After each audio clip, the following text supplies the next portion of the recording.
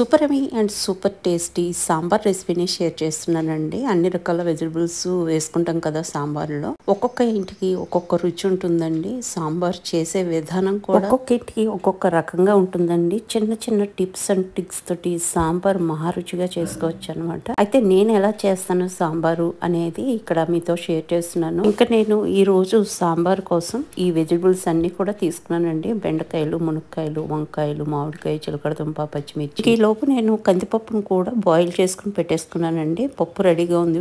ఇంకా వెజిటబుల్స్ అన్నిటినీ కూడా ఈ విధంగా కట్ చేసుకుని పెట్టేసుకున్నానండి. చింతపండు కూడా నానబెట్టుకోవడం జరిగింది. కమలా సైజ్ చింతపండు. ఇవన్నీ రెడీగా ఉన్నాయి అంటే కనుక మనం సాంబార్ ప్రిపరేషన్ స్టార్ట్ చేసేసుకోవచ్చు. చాలా సింపుల్ గా చేసేసుకోవచ్చు అండి. నేను ఫస్ట్ పప్పు ఉడకబెట్టేసుకున్నాను కదా, అదే కుక్కర్ లో కట్ చేసుకున్నటువంటి అన్ని రకాల వెజిటబుల్స్ ని ఇక్కడ యాడ్ చేసేస్తున్నానండి. ఉల్లిపాయలు, పచ్చిమిర్చి, టమాటా, మునక్కాయలు, బెండకాయలు, మామిడికాయ ముక్కలు, వంకాయ ముక్కలు, అదే విధంగా చిలకడ దుంపల్ని ఈ విధంగా చక్రాల్లా కట్ చేసుకున్నాను. అది యాడ్ చేసేసుకున్న తర్వాత ఒక గ్లాస్ ఇక్కడ వాటర్ కూడా వేసేసుకుంటానండి. వేసుకుని ఒకసారి ఇలా కుదుపుకున్నట్టు చేసుకుని జస్ట్ మూత పెట్టేసుకుని విజిల్ వేయించుకుంటే చాలండి.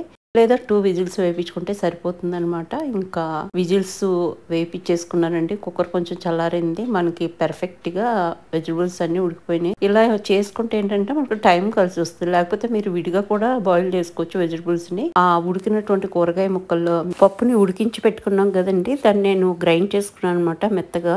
దాన్ని యాడ్ చేసేసుకున్నాను. అదే మిక్సీ జార్ లో ఒక గ్లాసు వాటర్ వేసుకుని దాన్ని మొత్తం తులుపుకున్నట్టు చేసుకుని దాన్ని కూడా యాడ్ చేసానండి. ఇప్పుడు ఒక కమలా సైజ్ చింతపండు నానబెట్టుకున్నానండి. దాని నుంచి తీసినటువంటి పూర్తి జ్యూస్ని దీంట్లో యాడ్ చేసేసుకుంటున్నాను.